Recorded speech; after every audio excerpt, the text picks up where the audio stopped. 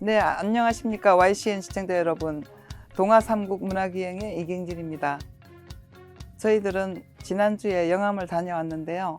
배준영 선생님 모시고 그쪽 관련해서 일본과 한국의 문화 교류에 대해서 자세히 알아보도록 하겠습니다. 배준영 선생님, 반갑습니다. 반갑습니다. 네. 안녕하세요. 지난주에 저희들 같이 유림방송에서 영암을 다녀오게 됐잖아요. 네. 거기서 그 원장님이 많은 설명을 해주셨는데 네. 우리 이 방송 보시는 우리 YCN 시청자 여러분께 좀 더 자세히 소상하게 알려주시면 고맙겠습니다. 네. 네, 왕인 박사를 찾아갔었어요. 왕인 유적지, 그죠? 네. 전라남도 영암군이었는데요. 그 왕인은 일본에서 굉장히 또 특별한 존재라고 들었거든요. 어떻게 보면 긴 역사, 우리나라의 이 몇천 년 긴 역사 속에서 네, 한국인으로서 해외에 가신 분 중에서 아마 왕인 박사님처럼 어떻게 보면 인간을 넘어선 그 신의 영역으로 신사를 만드는데, 신사도 보통 신사가 아니고 일본의 3대 축제 중에 하나인, 그리고 한 곳이 아니라 일본 전국에 여기저기 네. 신사가 있다는, 그 정도의 우리나라 분인데 해외에서 그 정도로 추앙을 받는 분은 아마 왕인 박사님이 아마 최고일 겁니다. 아, 네.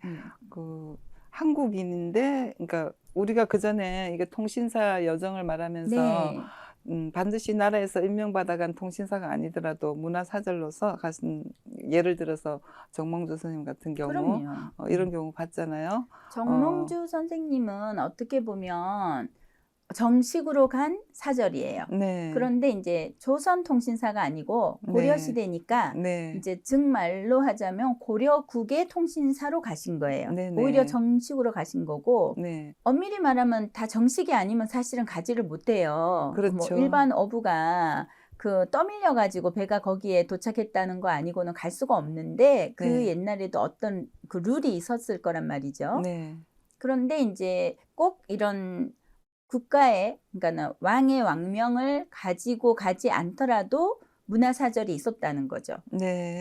그 네. 예로 저번에 말씀드린 그 고마진자, 네네. 그 거는 고구려에서 넘어가신 그럼요. 분들. 그러니까 고구려, 1700명이나 1770몇 분이라 그러셔요. 그러면 그 안에는 긴 시간 동안 이동을 하면서 조금 그 돌아가신 분도 생기기 때문에 네. 그렇게 치면은 약 1800명 이상이 갔다고 볼 수 있거든요. 네. 엄청난 숫자잖아요, 그 옛날에.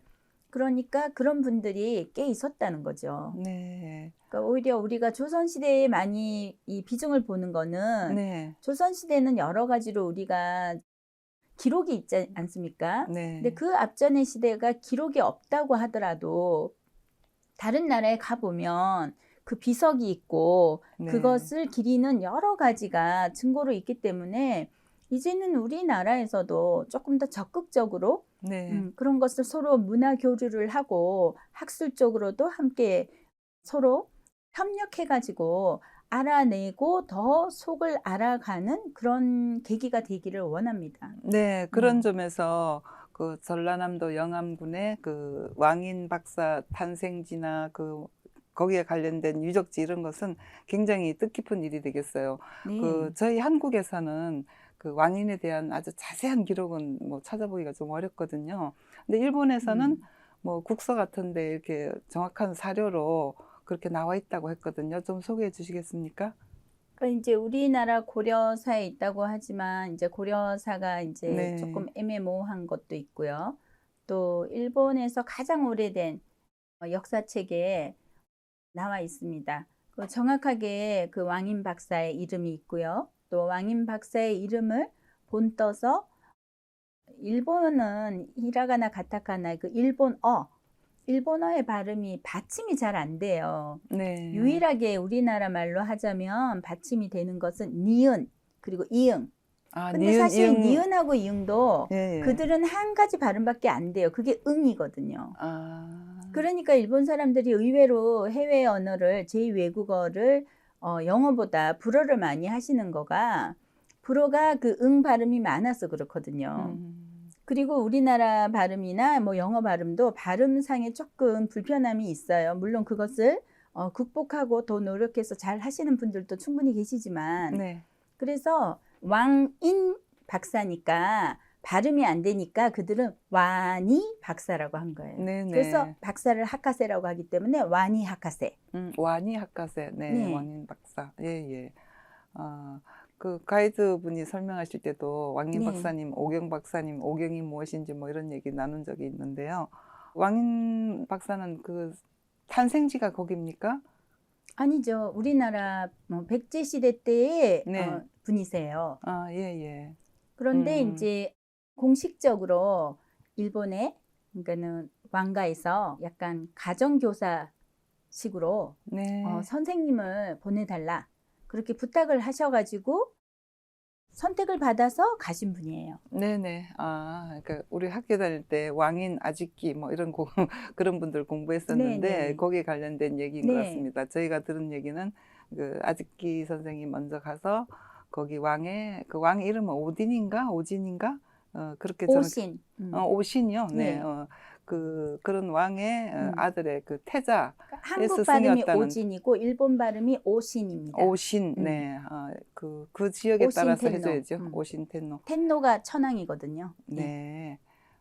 먼저 아즈키 선생이 거기에서 이제 뭐 업적이 있었겠죠. 명망이 높고 그 이제 백제로 돌아올 때 그때 이제 유학자를 그러니까 학자를 초빙했다고 해요. 그러니까 그래서 왕인을 천거해서 왕인 선생이 가게 됐다. 그런 그러니까 설도 이제 있거든요.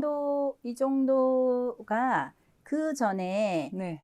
그 분들 전에도 충분히 왔다 갔다 하셨던 분들이 있었다는 것을 그렇, 추측할 수가 있는 거죠. 그렇죠. 그렇죠. 그러니까 이분들이 스타트가 아니에요. 네네. 네. 더 오래 전부터 네네. 그 뭐 일대 천왕의 고조부도 왔다 갔다 하셨더라고요, 보니까. 그러니까 옛날에 배로 충분히 왔다 갔다 하셨을 거니까 그 왔다 갔다 했는데 우리는 지금 무언가가 남아있질 않으면 없다고 보시는데 없는 건 아니죠. 우리가 네. 아직 모르는 것일 뿐이죠. 네네. 그래서 그런 경우가 그것을 많죠. 알기 위해서 학자들이나 많은 분들이 노력하셔야 되는 거고, 네. 노력하기 위해서는 서로가 문화적으로도 학술적으로도 협력하는 것이 저는 좋다고 생각을 합니다. 네, 그렇습니다. 협력하고 교류하고 같이 공동 연구를 하면 더 많은 사실을 알아낼 수 있겠죠. 그 문화란 것이 어떤 뭐 민족의 그 공동체에서 함께 이루어나가는 어떤 정신적인 그런 거에서 한 집단의 뚜렷한 그 원형을 볼 수 있잖아요. 그러니까 백제 시대에 이미 우리는 저번에 정몽주 선생 고려 시대를 말했는데 이제 네. 백제 시대로 갔어요. 네. 근데 이제 왕인이 기록엔 그렇게 일본 기록엔 있지만 네. 우리 배준영 선생님 말씀으로는 그 이전에도 충분히 많이 있었다. 그럼요. 그렇게 실제로 그렇게 그럼 유추할 수 감히 제가 있고, 말씀드리기는 그건 100%. 네네. 100%입니다. 네, 그렇게 저도 느껴집니다. 말씀을 듣고 나니까요. 감사해요. 그러면 그분이 이제 오경 박사라 해가지고 뭐 한자 뭐 그런 걸 가져갔다고 그러던데 예. 노노 거기 제가 읽은 것은 노노 10권 천자문 1권 이렇게 가져갔다 해가지고 그 동상 옆에 뭐 책도 만들어져 있고 예, 막 예. 그런 걸 봤거든요. 한국에서 이 왕인 박사님을 공식적으로 네. 연구하고 알아가는 데는 약 50년 전후의 시간밖에 들이지 않은 거예요. 지금으로부터요? 그럼요. 네, 그러니까 그럼 얼마 오히려 안 됐네요. 대한민국에서 굉장히 늦었고요. 이미 이 1000년 전에 이분이 논어 10권가 그리고 한자로 된 1000개의 글자가 쓰여진 한자 책을 가지고 가셨다고 하는데, 네. 그것을 우리가 지금의 천자문과 잘 비교해 가지고 그러면 천자문의 시기가 맞지 않다 어쩌다 그러는데, 아니 논어를 10권을 가지고 가셨는데 네. 그러면 논어는 뭘로 쓰여졌냐고요. 저는 그 말씀을 드리고 싶거든요. 네네. 논어에 알파벳 없잖아요. 한자잖아요. 네. 그러니까 논어에 쓰여진 그 어떤 1000개를 기준으로 하는 학습서를 이분이 가지고 가신 거라고 보는 거죠. 그 말씀은 이제 거기에 대한 답변이시겠네요. 네. 이제 저희 학자들이 얘기할 때는 천자문, 지금 우리가 사용하고 있는 천자문은 한 500년대에 만들어진 거거든요. 그러니까 지금 추정하고 있는 왕인의 사후에 만들어졌다고 봐요. 양나라 때 뭐 이런 때. 그래서 천자문이 안 나왔는데 어떻게 들고 갔냐 이렇게 말하는 사람들이 있는데 거기에 대한 답변으로 보입니다. 그러면 이 훌륭한 해석이네요. 선생님은 그 네. 시대에 논어를 어떻게 읽었을 것이며 논어를 10권이나 가지고 가서 그 다른 나라 사람한테 가르치려고 가는 입장이었다는 것은 논어를 줄줄 깼다는 건데 그러면 논어에 나오는 한자는 충분히 아셨을 거고 이미 이 시대 전의 분들도 필담을 하셨거든요. 네, 그랬죠. 예. 그러니까 그 나라에 아직 한자가 가지 않았다고 하더라도 한자를 아는 분들이 계셨단 말이죠. 그렇습니다. 극소수일 예. 뿐이지만. 네네. 그렇기 때문에 그것을 이제 더 본격적으로 가르치는 사람의 입장으로 간 분이 왕인 박사님이시거든요. 한자를 가르치기 위한 1000개의 글자, 굉장히 설득력 있는 말씀입니다. 그러니까 학자의 신분으로 가셨기 때문에 네네. 더더구나 왕의 자식을 가르치는 신분으로 가신 거예요. 네. 그러니까 엄청난 우대가 있었던 거죠. 네, 1000개의 글자.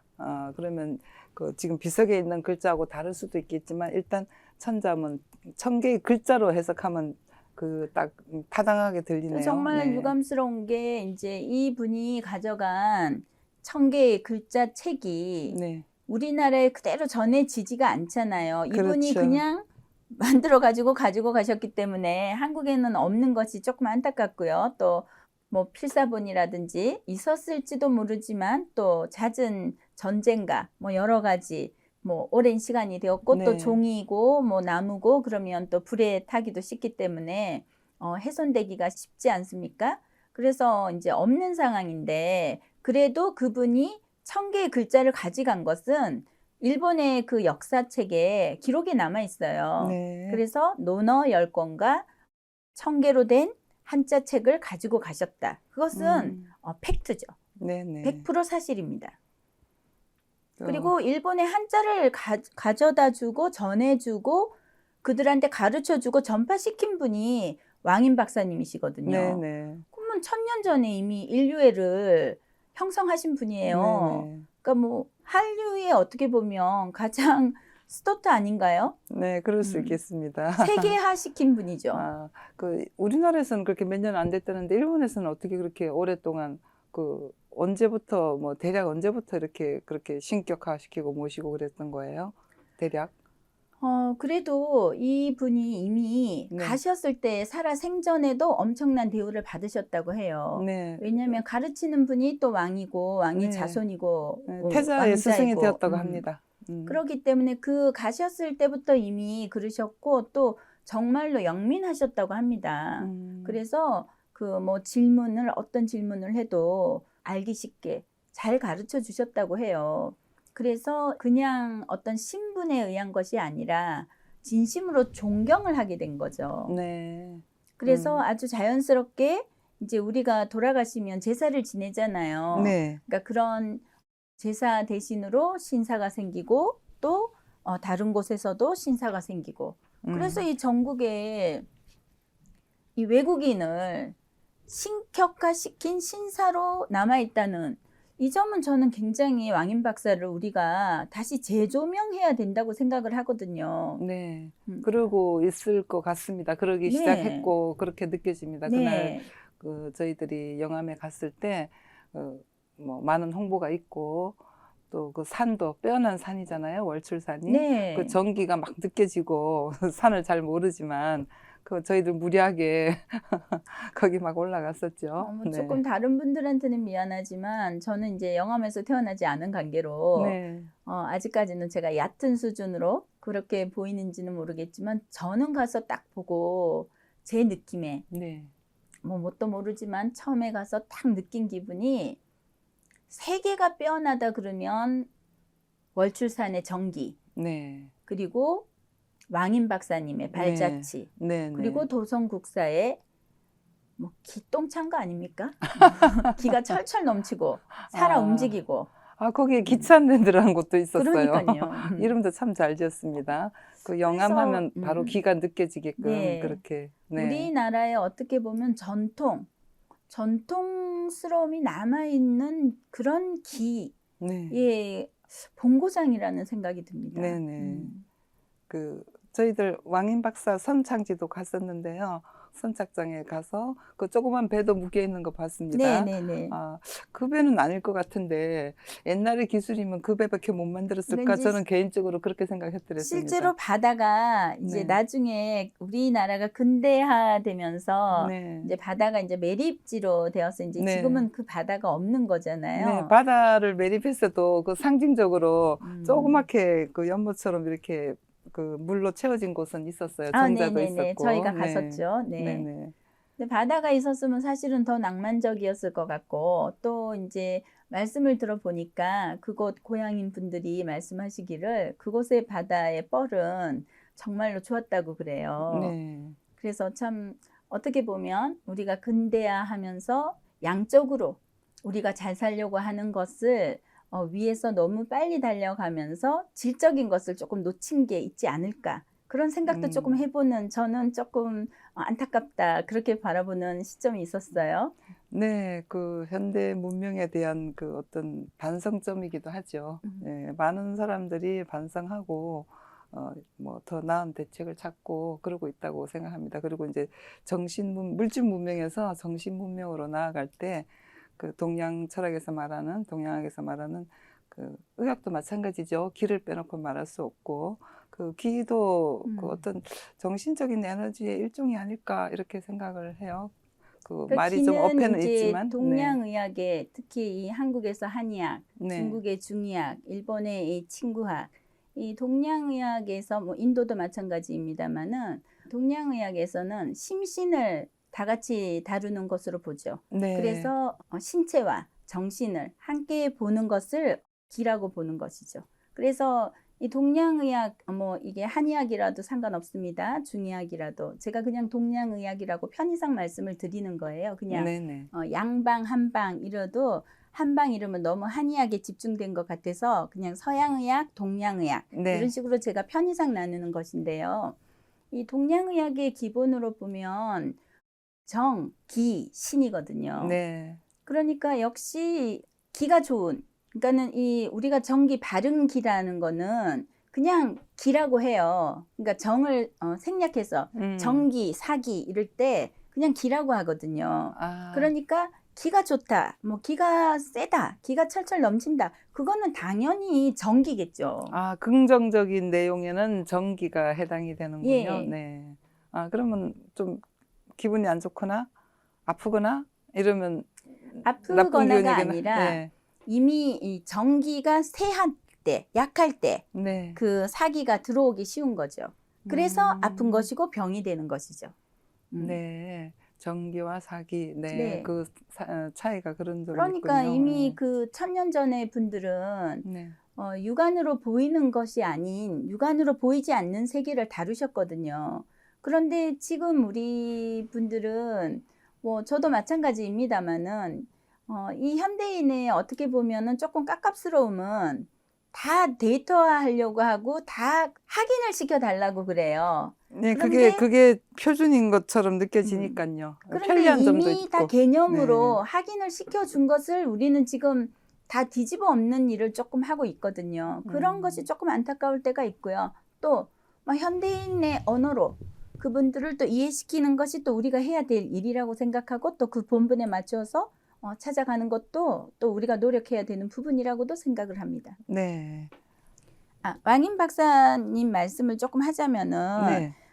그때 이 1000년 전에 가실 때 이분이 논어 10건가 그리고 1000개로 이루어진 한자를 가지고 가셨죠. 네. 그리고 또 이분이 도예의 기술도 가지고 가셨어요. 도예, 도자기요. 도공요. 네네. 예. 예. 그래서 이때 이 도자기가 일본에서는 나중에 이제 전 세계적으로 유명한 아리타 야끼라고 하는, 이제 나중에 일본이 엄청 그 도자기가 발달해요. 네. 일본의 도자기의 한 가지 특징이 뭐냐면 컬러풀하거든요. 네. 그게 이제 도자기가 이제 나중에도 끝까지 3가지 색밖에 낼 수 없을 때 4번째 색을 일본이 처음으로 만들어요. 네. 그게 이제 감으로 만든다고 해서 갓기 이에모토라는 그 아리타 야끼의 색을 만드는 거죠. 우리가 네. 흔히 말해서 천년으로 간물 들인다 그러잖아요. 네네. 그러니까 그걸 도자기로 완성시킨 건데 그 분들이 한국에서 가신 분들이죠. 네. 그러니까 이때 다 가신 분들이에요. 네. 그래서 이제 이분들은 그러니까 우리의 우수한 문화를 그 나라한테 그러니까는 자발적으로 전해주러 가신 거죠. 그러니까 네. 나중에 우리가 도공이라고 그러면 조선시대나 임진왜란 때 예. 끌려가거나 잡혀간 것만 생각을 하시는데 1000년 전엔 그러지 않았어요. 네. 평화롭게 왔다 갔다 하신 시대도 있었다. 네. 네. 음. 아, 그것도 그래요. 우리는 짚어야 되는 부분이라고 네, 생각합니다. 그날 그 영암에 뭐 이틀 머물면서 하루는 이제 또 그 영암 도자기 박물관을 갔었어요. 네네네. 그분이 거기 이제 해설을 해주시는 분이 그 일본에 배에다 싣고 갈 때 풍랑에 흔들리면 깨질까봐 그 도자기 원래 우리는 다 동그랗게 생각하지 않습니까? 네. 그런데 이렇게 앞과 뒤가 평평하게 평평했죠. 예. 그렇게 이제 그래서 적재하기 굴러가지 좋게 않도록. 예, 그래서. 적재하기 맞아요. 좋고 배가 흔들려도 맞습니다. 굴러가지 않도록 한 그런 거를 보면서 그때 이미 그렇게 많이 갔구나 그런 생각을 했습니다. 지금 배준영 선생님 말씀대로 우리가 근세사에 맺혀가지고 도공하면 끌려간 거, 잡혀간 거 이런 것만 생각하는데 그 이전에 이미 그렇게 도자기 문물이 다 그럼요. 건너갔다는 거죠. 일본에 어떻게 보면 그 도자기의 어떤 혁명, 네. 이노베이션을 만드신 분들이 이때 가신 분들이거든요. 아, 예. 그래서 그 이마리 야끼라고 하면 아리타 야끼의 그러니까 원조예요.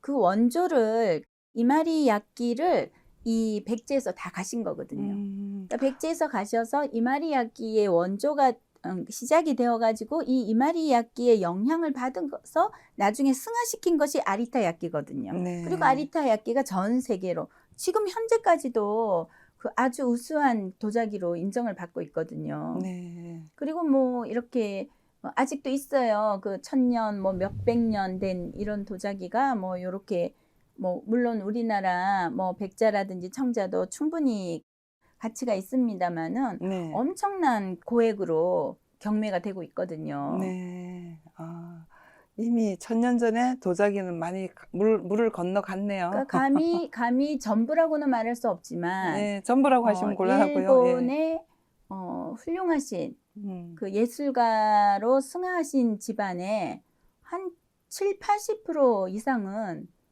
이때 가신 분들이에요. 그리고 이미 왜냐면 다 오래된 그 역사를 가지고 그 뭐 보니까는 회사로 쳐도 다 100년이 넘고요.